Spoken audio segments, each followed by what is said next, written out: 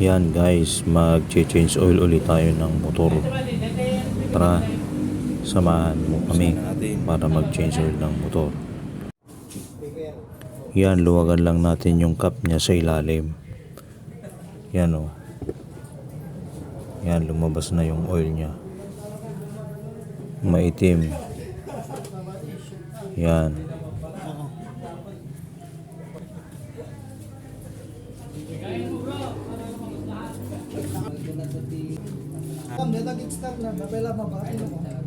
Buwan. Buwan bro. Kalau katak dito ako ano bro. Dito pa yung plug na. Ibangin. Ay win.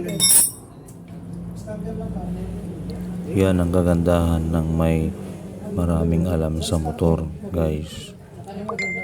Marami silang idea na kailangan gagawin para ma-drain ang oil. No. Stop down. Basta. Electric.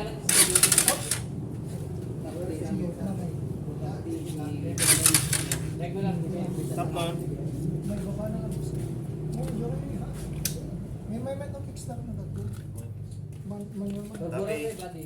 Tapi ko dito, ito side na.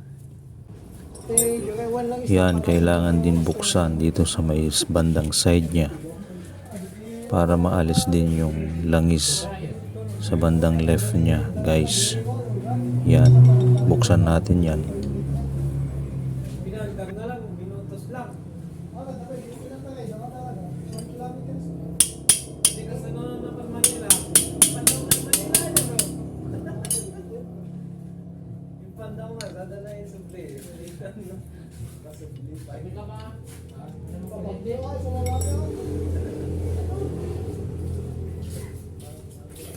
Hayaan nating tumulo lahat ang langis.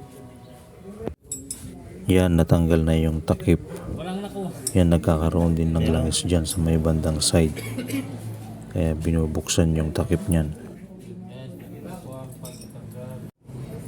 Isinabay na ring higpitan yung kadena niya dahil madalas lumuwag yan minsan kung malakas ang ulan.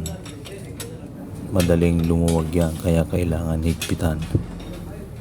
Yan guys, higpitan natin. Yun. Yan, salamat po sa inyong panonood guys. Follow for more. Thank you, bye bye, salamat.